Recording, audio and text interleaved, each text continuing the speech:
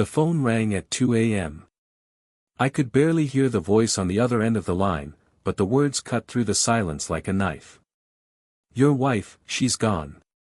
That's how I found out. No warning. No explanation. Just a cold, cruel message from a stranger. But what they didn't know was that my wife wasn't just gone, she was taken. And I would make sure they regretted it. I didn't waste a second. The silence in my house felt wrong, too quiet, too still. I had always thought I knew her, but now, my world was shattering, piece by piece. I rushed to the bedroom, heart racing, and saw her side of the bed, empty. Her perfume still lingered in the air, but something felt off. I grabbed my jacket, not thinking, not breathing. My mind was too clouded by the shock, by the betrayal. In a daze, I opened the closet. Her clothes, gone. Not a trace. This wasn't just some casual fight. This wasn't the woman I married. I knew that now. I grabbed my keys, but my hands shook as I tried to start the car. This wasn't happening. It couldn't be. But it was. I sped down the streets, not caring about the speed limit, not caring about anything except finding the truth. What was it that she'd been hiding? Who was the man she'd been seeing behind my back? This wasn't just some infidelity. No.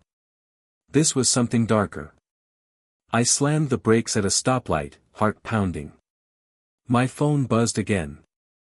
This time, it wasn't a stranger. It was a text from her. But not from her. Not her words, anyway. It was a message from someone I thought I trusted. My best friend. The betrayal hit me harder than any punch ever could. She's with me. And you'll never find her. I wanted to scream.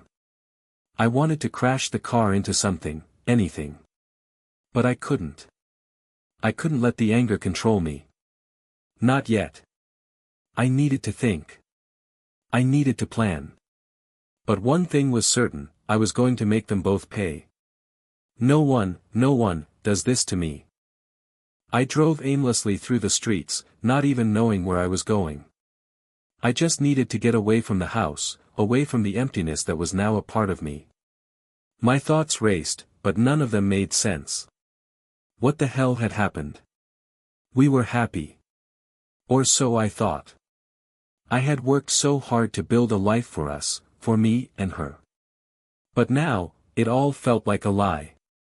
I pulled up to a gas station, barely noticing the people milling about.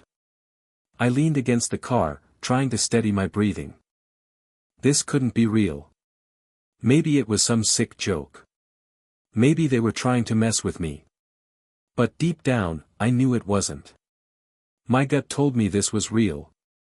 My wife, my partner in everything, had betrayed me in a way I never could have imagined. The idea of calling her seemed insane. What would I even say? Where are you? What's going on? No, I needed to think this through. There was no way I was going to give her a chance to explain herself. I couldn't trust her anymore. I texted my best friend back. I know where you are. The silence that followed the message felt heavy, suffocating. I was waiting. Waiting for the confirmation. But as the minutes dragged on, all I could think about was the smile she used to give me, the look in her eyes when she said she loved me. Was it all a lie? Did she ever truly love me? Just then, the text buzzed again. I didn't even need to read it. I already knew what it was going to say. You'll regret this. I stared at the message for a long time.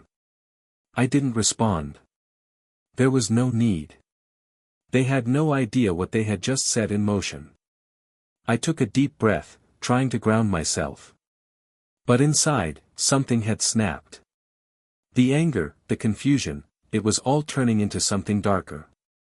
A thirst for revenge that I couldn't suppress. I could feel it building, like a storm inside me, one I couldn't stop. I had to find them. I had to know the truth. But I also needed to make them understand what they'd done to me. What they were about to face. I checked my watch, 4 a.m. The city was still quiet. Too quiet. Like the calm before a storm. I pulled back onto the road, but this time, I had a purpose. I wasn't just looking for answers anymore. I was hunting them down. The hours passed, and I was no closer to finding them. But every second, every mile, the anger inside me grew. I had to do something. I couldn't just sit back and let them get away with this. They had taken everything from me. My trust. My happiness. My life. I made a decision. I wasn't going to wait anymore. It was time to take control of this situation, to turn the tables. They wanted to make me a fool, to humiliate me. Fine. I would play their game. But I would play it on my terms. I pulled up outside my best friend's house. The lights were off, and the place looked empty, just like I expected. But something didn't sit right. Why had he sent me that message? Why had he been so confident that I couldn't find them? I stepped out of the car, the cool night air biting at my skin.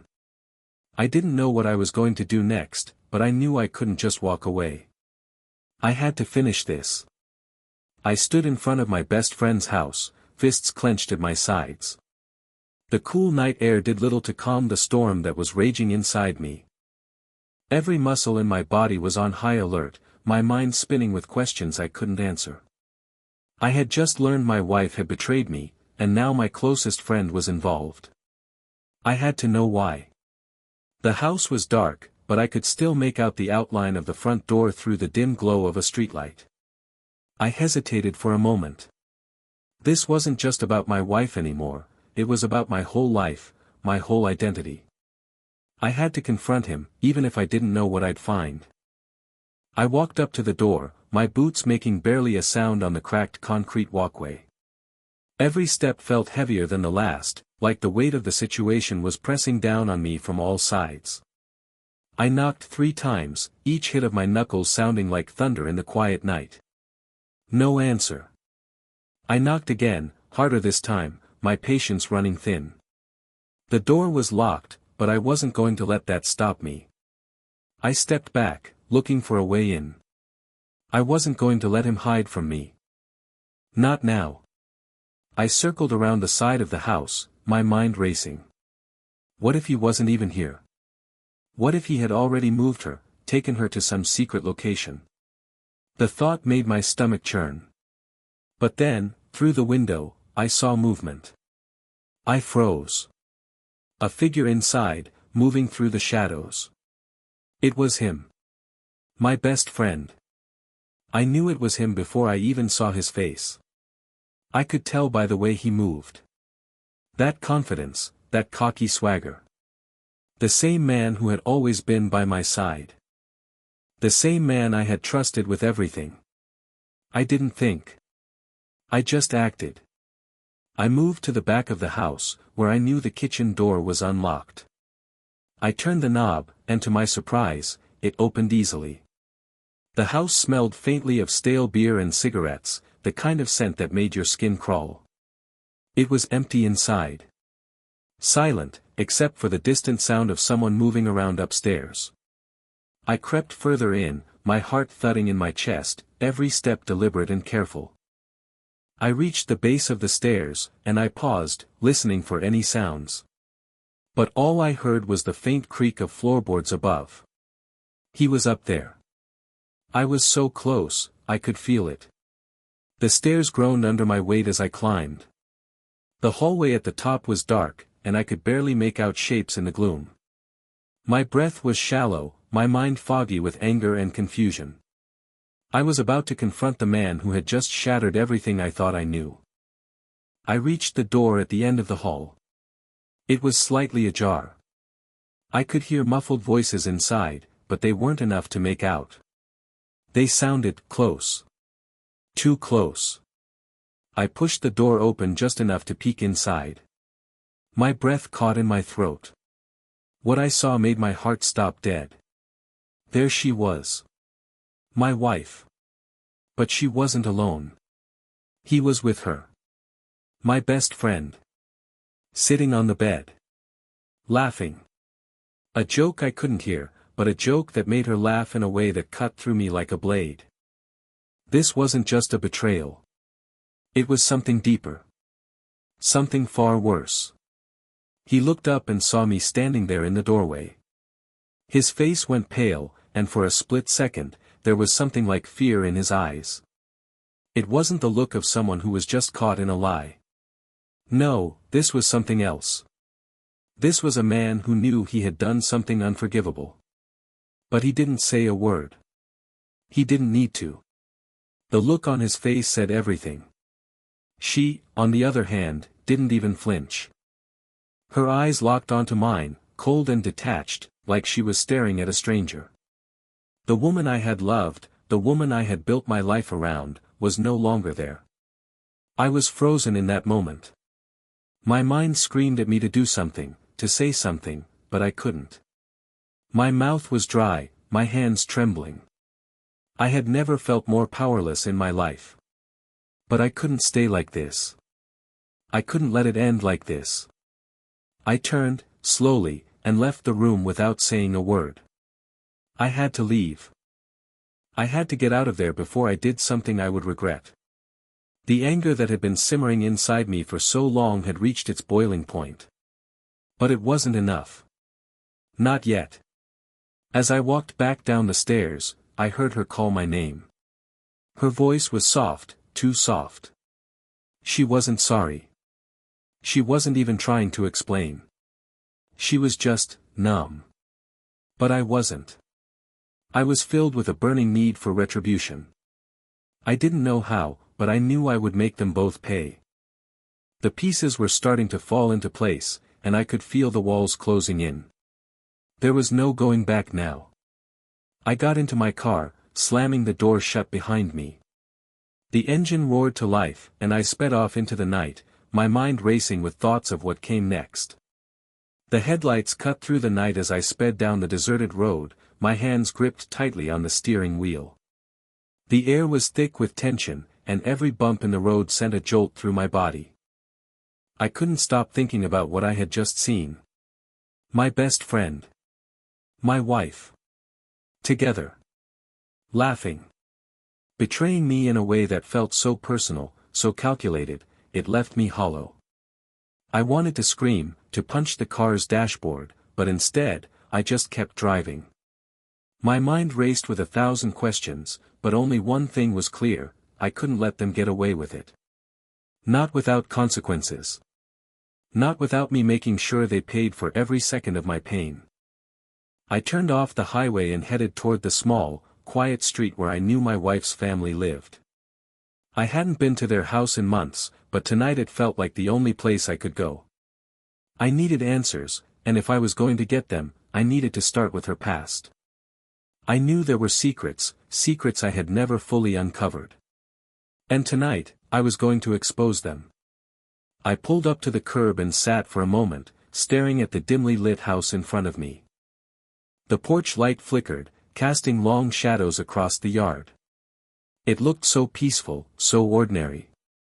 But I knew better. Nothing in my life was ordinary anymore. I stepped out of the car and walked toward the front door. My steps were heavy, the gravel crunching underfoot.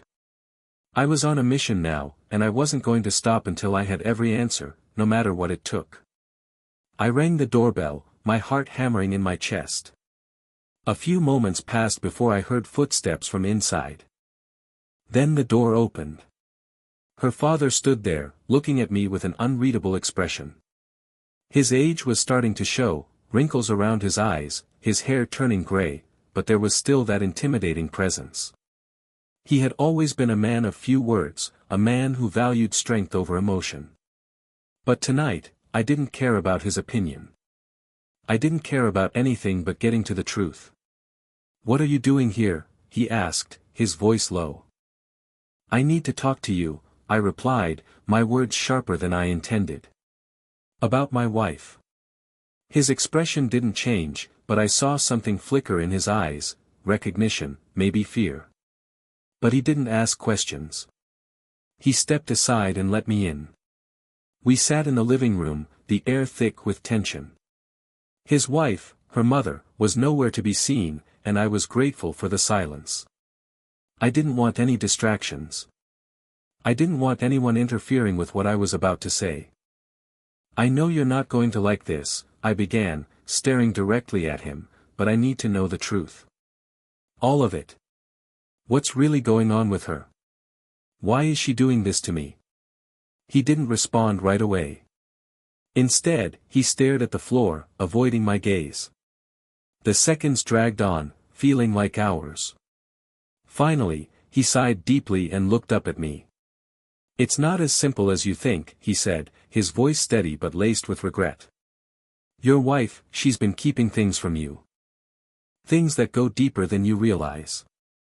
And if you're really looking for the truth, you won't like what you find." My heart pounded in my chest. "What are you talking about? What is it? Why won't she just tell me?" He hesitated again, as though weighing his words carefully. "There's a reason she's with him. With your friend. And it's not just a fling. There's more to it than that. Much more." I leaned forward, my pulse racing. "What does that mean? Why does she think she can betray me like this?" He stared at me for a long moment before finally speaking again, his voice barely above a whisper. "She's been involved with him for a long time. A lot longer than you think. And it's not just about love, John. It's about power. Manipulation. They've been planning this for months." My stomach dropped.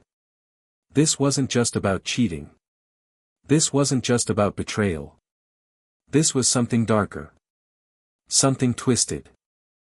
And the more I heard, the more I realized how deep the rabbit hole went. My wife, the woman I had trusted, had been plotting against me, using me. And my best friend, the man I had called my brother, was in on it. The realization hit me like a punch to the gut. I had been living in a lie. My entire marriage, my entire life, everything I thought I knew, was a sham. "Why?" I demanded, my voice shaking with a mix of anger and disbelief. "Why would she do this to me? Why would he?" Her father looked at me, his face somber. "Because they had to. They needed you out of the way. For years, they've been working behind the scenes, pulling strings, manipulating people. And you were the one who got in the way. The one they couldn't control." I was silent for a long time, processing his words, trying to make sense of the chaos in my mind. Everything was spinning. Everything was unraveling. But one thing was certain, I wasn't going to let them get away with this.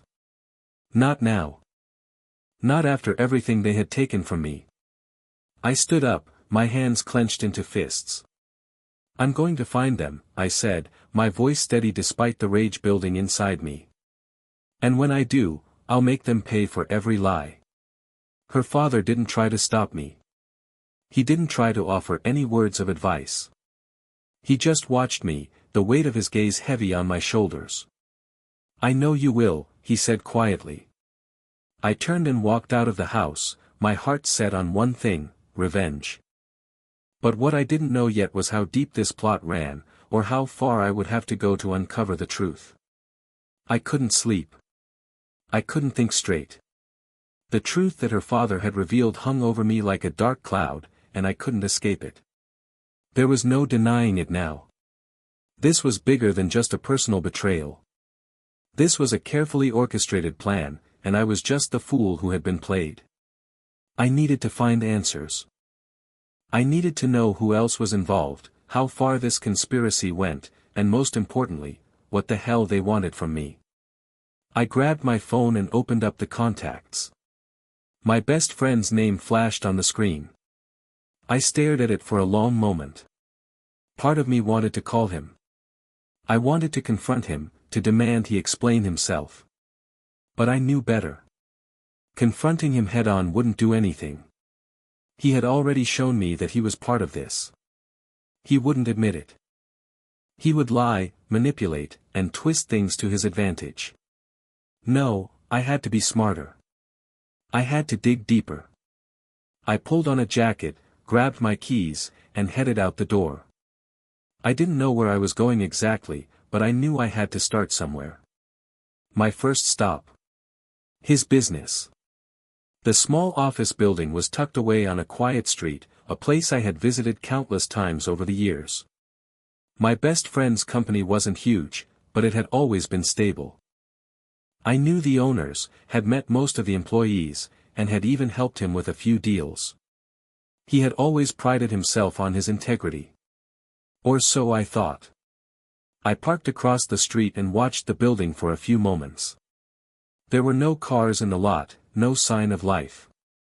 The lights inside were off, but I knew that didn't mean much. He had a reputation for working late, especially when it came to important projects. I knew he'd be in there, hiding, avoiding the world, just like the coward he was. I pulled out my phone and checked the time.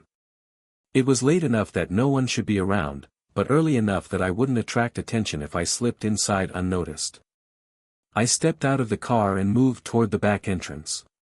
The door was locked, but it wasn't an obstacle. I had seen him open it 100 times, so I knew where the spare key was kept. I found it exactly where I expected, under the fake rock by the back door. My hand shook as I unlocked it, but I didn't care. The adrenaline coursing through me pushed everything else aside. This was the only way to get the truth. The door creaked as I pushed it open, and I froze for a second, listening for any sounds. The place was empty. Silent. I stepped inside and closed the door behind me, making sure it was securely locked. The office smelled like dust and old paper, an odd mix of familiarity and unease. I didn't want to think about the significance of being here, of what it meant to be standing in the heart of the business that had been built on lies. I didn't have time for those thoughts. I headed straight for his desk, knowing exactly where to find the information I needed. His office was neat, organized, too organized for someone who had been running a shady operation behind closed doors. I opened the drawer, scanning its contents quickly. There were files, contracts, and a few personal items. Nothing unusual at first glance. But then, buried beneath everything, I saw it, a folder labeled Project X. I opened it carefully, feeling my heart race with anticipation. As I skimmed through the pages, I felt a knot tighten in my stomach. The documents were filled with legal jargon, financial projections, and what appeared to be a detailed business plan. But it wasn't for anything I recognized. It was a plan for something far more sinister. They weren't just after money. They were after control. Power. And they were willing to do whatever it took to get it, including destroying me. I could see the outline of the entire operation taking shape in front of me, and it made my blood run cold. My wife had been involved in this. She had known about this from the beginning. She had played me, used me, and I had no idea until it was too late. But this wasn't just about me anymore. It was about them. The people who had built this house of cards. I wasn't going to be a pawn in their game. I was going to tear it all down. I needed more. I needed to know who else was involved. I needed to find out everything. And I knew where I could start. There were people I could talk to, people who had information. I had to go to the source, the one place I hadn't looked yet. I grabbed the folder, slipped it under my jacket, and left the office. The night air hit me as I stepped outside, but it did nothing to cool the fire burning inside me. My mind was clear now. I had a plan. I had a mission. I knew exactly what I had to do next. I drove back to my place, the weight of the folder pressing against my side. As I parked in front of the house, I took a deep breath, steeling myself for what was to come. I needed to get to the bottom of this. I needed to make them pay. But I was also starting to realize that this was bigger than just revenge. This was about survival. The deeper I dug, the more I realized how much danger I was in. And it wasn't just my wife and my best friend who were after me.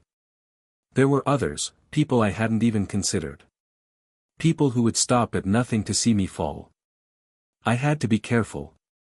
I had to be smart. But I wasn't going to let them win. Not now. Not ever. I couldn't shake the feeling that I was being watched. Every shadow, every movement in the corner of my eye made me tense up.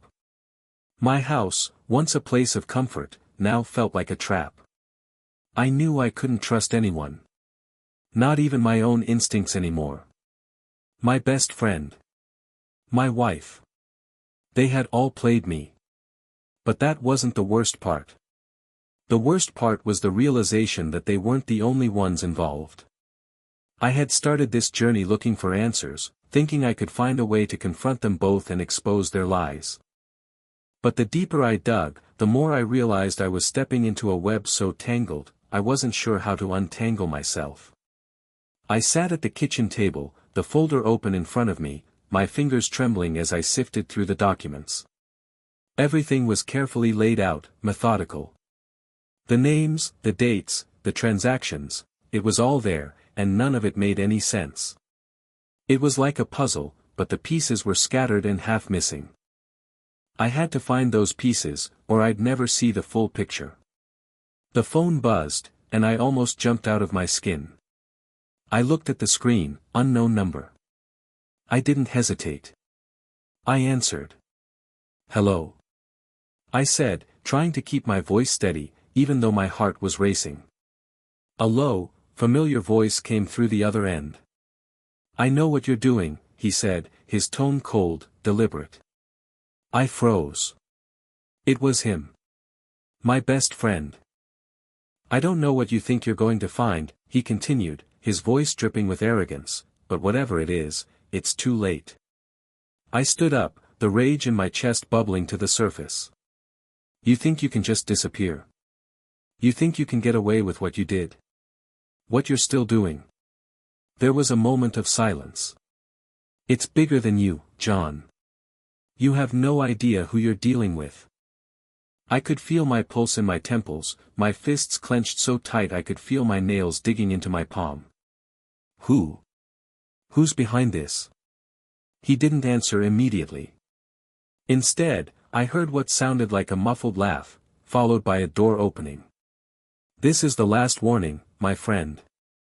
Stay out of it. For your own good." The line went dead. I stood there, staring at the phone in disbelief.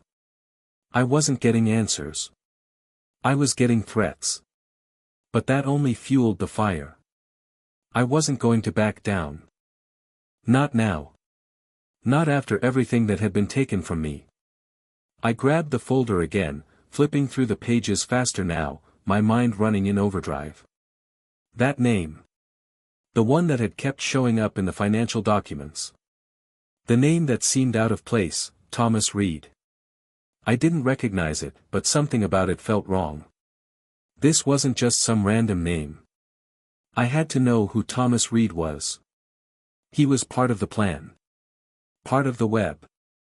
I got up and went to the laptop, opening up a browser. A quick search, and I found his name. What I didn't expect was the result that came up. Thomas Reed wasn't just a name. He was connected to everything: businesses, real estate deals, investments. But the most unsettling part was his connection to my wife's family. There, in black and white, was his name alongside hers in multiple business ventures. And he wasn't just some investor. He had ties to political figures, shady offshore accounts, and a network that spanned countries. My stomach sank. This was more than I could handle on my own. I wasn't just dealing with a cheating wife and a backstabbing friend. This was a network of corruption, a family operation that had been playing me for years. I needed to find out everything about Thomas Reed. I needed to get close to him. I needed to know who else was involved. But more than anything, I needed leverage. Leverage that would give me the power to destroy everything they had built.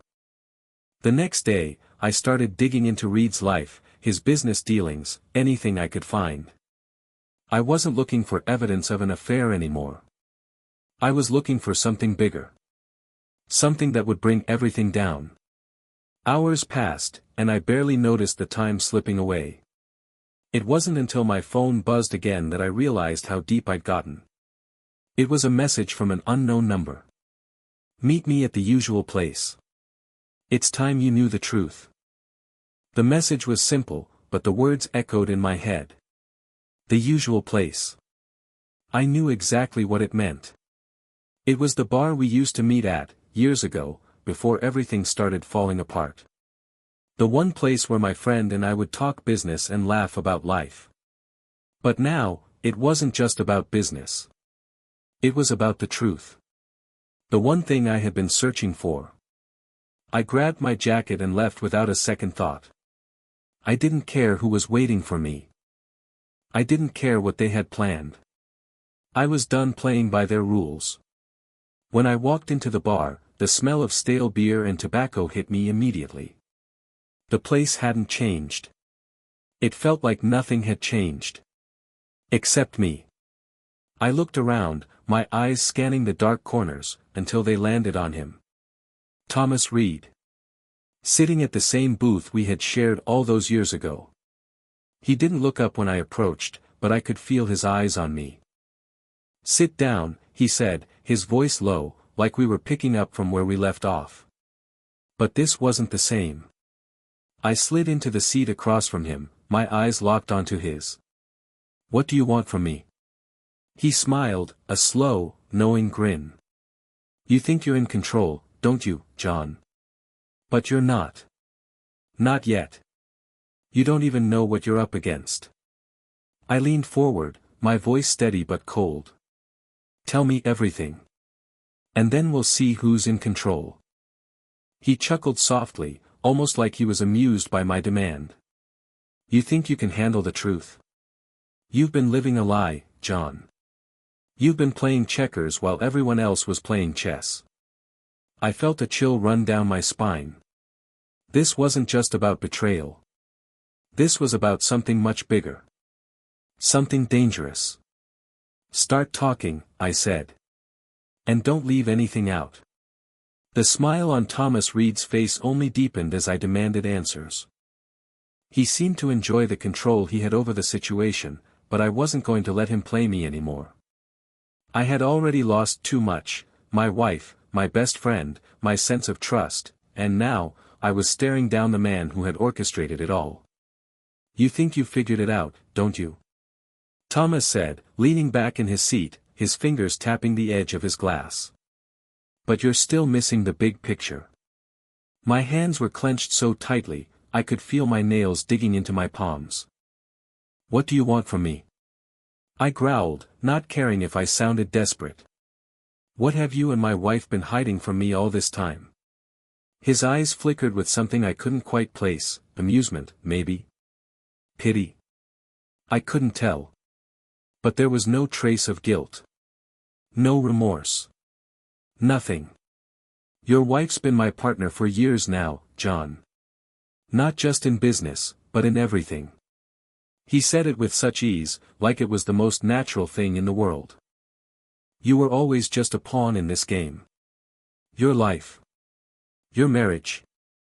All part of a much bigger plan. The words hit me like a slap across the face, and for a moment, I couldn't breathe. I had suspected as much, but hearing it confirmed was like watching my world collapse around me. You think you're the only one who's been wronged here? Thomas continued. You think I'm the villain in this story? Maybe. But I'm just a player. Your wife, she's been playing this game for much longer than you realize. I swallowed hard, trying to keep my composure. What do you mean? How far does this go? Who else is involved? Thomas leaned forward, his gaze intense now. It goes all the way to the top. The people you've never suspected. Politicians. Law enforcement. Big corporations. All of them. And you? You're just another cog in the machine. You were never meant to figure it out. I felt the blood drain from my face as the enormity of what he was saying began to sink in. This wasn't just about me. This was about power, manipulation, control, and they had used me as a pawn in their twisted game. You want to know the truth? He said, his voice low. The whole point of this? It was always about power. Always about making sure the right people stayed in control. And your wife? She was always one of those people. She just needed you out of the way. I gripped the edge of the table, my knuckles white. Why didn't you just tell me? Why play these games? He shook his head, chuckling softly. You wouldn't have believed me. You were too busy playing the role of the perfect husband, the perfect family man. You didn't want to see the truth. But now you're starting to wake up. Where is she? I demanded, the desperation slipping into my voice. Where is my wife? What did you do to her? Thomas's expression turned colder, and he leaned back in his chair. She's not lost, John. She's just on a different path now. One that you'll never understand. You'll never have the power to bring her back. I felt my heart pound in my chest. The betrayal was so deep, so complete, it was suffocating me. My mind was spinning, and every word he spoke seemed to push me further into a corner, where there was no escape. I want to see her, I growled through clenched teeth. I want to talk to her. And when I do, you'll wish you never got involved in this. Thomas's cold smile never wavered. That's the thing, John. You'll never get the chance. She's already made her choice. And so have you. You either walk away and forget all of this, or you'll find out exactly how deep this rabbit hole really goes. I stormed out of the bar, my mind racing with everything Thomas had said. What was the truth? Who else was behind this? And why had my wife been a part of it all along? The street seemed emptier now, the night colder. My footsteps echoed in the silence as I walked, lost in my thoughts. I had to find her. I had to confront her. But what if she didn't want to be found? What if she was already too far gone? I didn't know how much time I had before I lost everything, but I knew one thing for certain, I wasn't going to let Thomas or anyone else get away with this. They thought they had control. But they didn't know what I was capable of. I made my way back to my car, each step more determined than the last. I was done playing their game. I wasn't going to let them destroy me, not when I finally had the power to take control of my own fate. I had a plan now. It wasn't going to be easy, but I would do whatever it took to expose the truth. To make them pay for every lie, every betrayal. But I couldn't do it alone. I pulled out my phone and called the only person I knew could help me now. The phone rang once. Twice. Hello, came a voice I hadn't heard in years. My old friend from college, the one person I could always trust. I need your help, I said, my voice steady now. I'm going to bring them all down. The phone call was brief, but it was all I needed. I hadn't talked to Mark in years, but he had always been the kind of guy who knew how to get things done when the stakes were high. He owed me nothing, but he didn't hesitate. I had his full attention now, and that was all that mattered. I hung up, my mind racing with the possibilities. Mark had access to information, resources that I didn't have. He was connected in ways I hadn't even begun to understand. If anyone could help me unravel this mess, it was him. But even as the plan started to take shape, a gnawing feeling crept into the back of my mind. Could I trust him? Could I trust anyone anymore? After what had happened with my wife, my best friend, and Thomas Reed, I couldn't shake the thought that I was surrounded by lies. And with each step I took, I was walking deeper into a web I might never escape. I didn't wait for Mark to get back to me. I couldn't. I had too much on the line now, too much at stake. So, I made my next move. I had to confront her. I had to know where she stood. Where we stood. I pulled up to the house I had shared with my wife for over 10 years.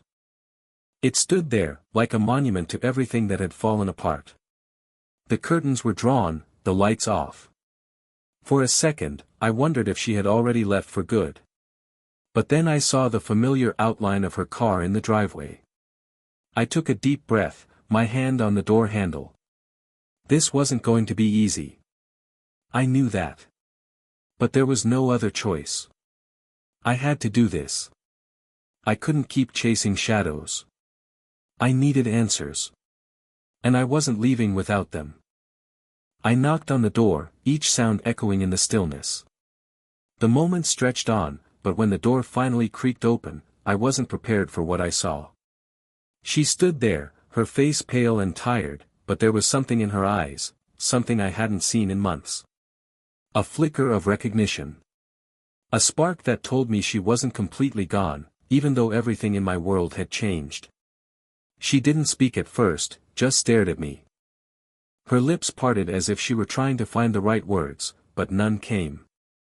The silence between us felt like 1,000 miles, and for a moment, I wondered if I had made a mistake by coming here. But then, she spoke. "John. I didn't think you'd come." I swallowed hard, my throat dry. I didn't think I'd come either. But here I am. And I need answers. She stepped back, gesturing for me to come inside. I hesitated, but there was nowhere else to go. So I stepped across the threshold into the house that had once been my home. We sat in the living room, the space between us filled with all the words we hadn't said. I didn't know how to start. I didn't know how to ask the questions without everything I had known falling apart even more. But I couldn't just sit here and pretend everything was fine. Not after everything that had happened. "I know about you and Thomas," I said, my voice cold, betraying none of the pain I felt. "I know everything." Her eyes dropped to the floor, her hands clasped tightly together. She didn't say anything at first, and for a moment, I wondered if she was going to deny it, to lie to me again. But then, she spoke. "It was never supposed to happen this way," she said quietly. "I never wanted you to find out like this." "Then why?" I demanded, my patience wearing thin. "Why all the lies? Why the games? Why destroy everything we had?" She looked up at me, her expression one of deep regret. "It wasn't about you, John. It was never about you. It was about power. Control. We both got caught up in something we didn't understand. And by the time I realized what was happening, it was too late."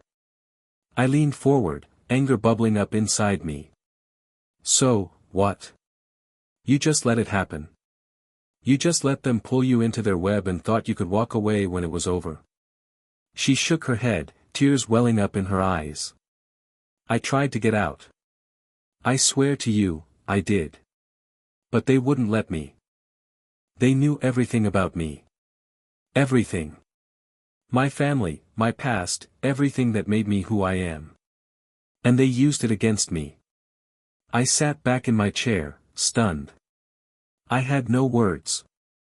None of this made sense. She had been trapped, just like me. But it didn't explain everything. It didn't explain why she had gone along with it for so long. "But Thomas? Your father? Why did you let it go this far?" I asked, my voice shaking with frustration. "Because," she paused, taking a deep breath. "Because I was scared. I thought if I played along, I could keep you safe. I didn't want to hurt you, John. But I was too deep in it. And they had control of everything. The money. The businesses. Even the police. I had no choice." I felt my heart drop. The weight of her words hit me harder than anything else. This wasn't just a love affair. This wasn't some petty betrayal. This was something far more dangerous. And we were both trapped in it. I stared at her, unable to speak. What was I supposed to say? How could I even begin to process this?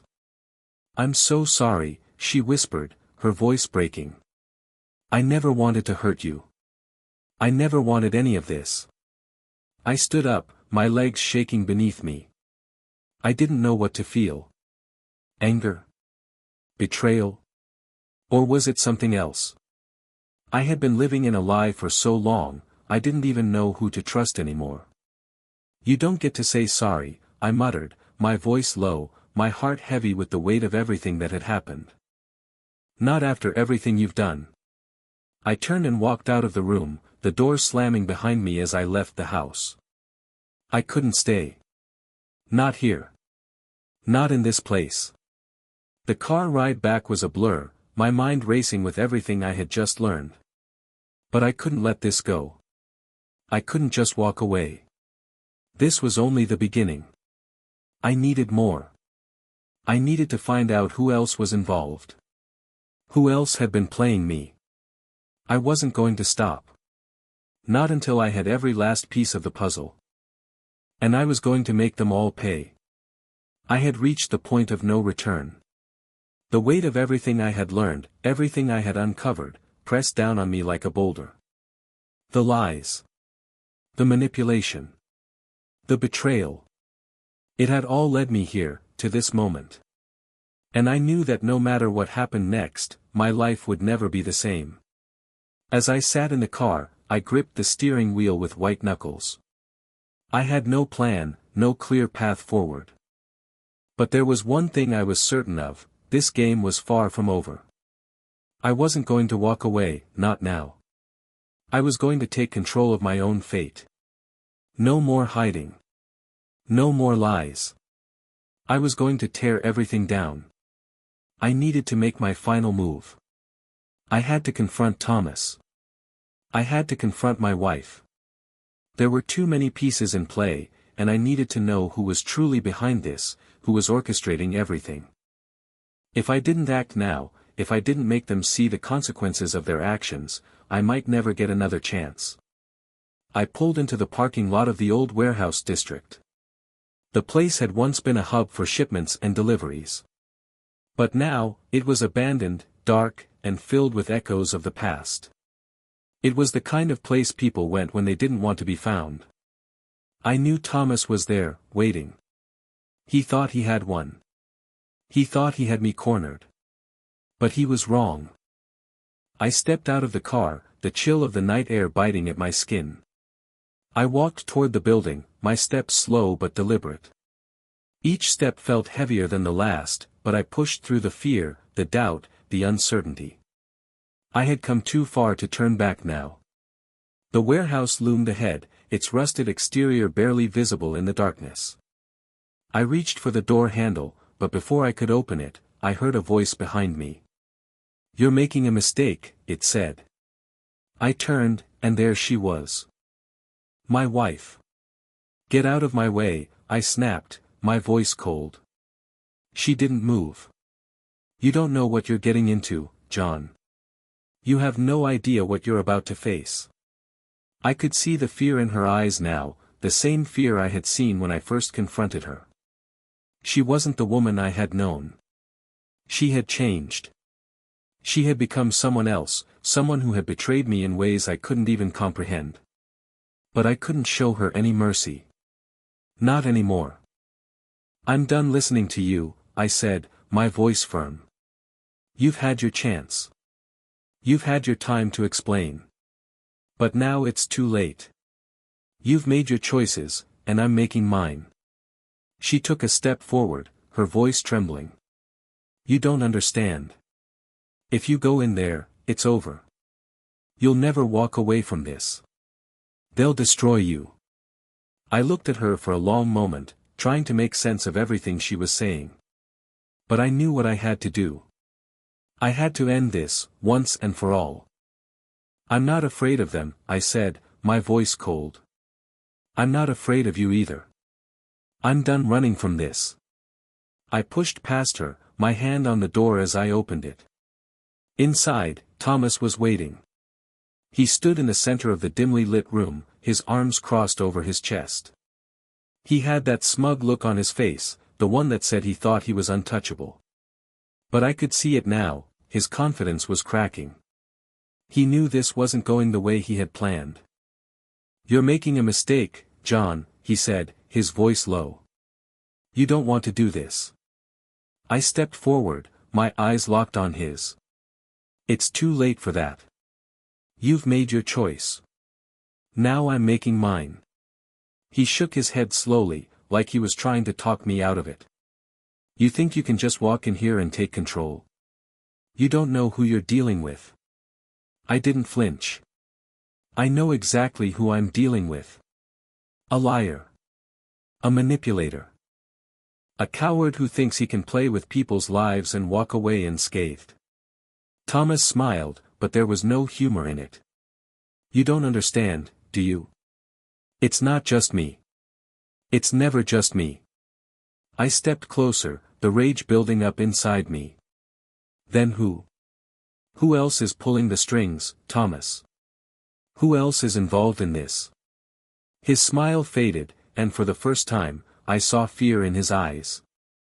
You don't want to know, he said, his voice barely above a whisper. I didn't stop. I didn't care about his games anymore. I grabbed him by the collar and shoved him against the wall, my face inches from his. You think I care about your threats? About your games? I'm done being played with. I want answers, Thomas. I want to know who else is behind this. I want to know who else has been using me. For a moment, he didn't speak. And then, with a resigned sigh, he finally said the words I had been waiting for. It's bigger than you can imagine. It always has been. They've been using you, John. You were just a tool in their game. And now they've moved on. The words hit me like a punch to the gut. Who? Who are you talking about? He looked me dead in the eye, and for a brief moment, I saw the truth in his gaze. It's your family, John. Your own blood.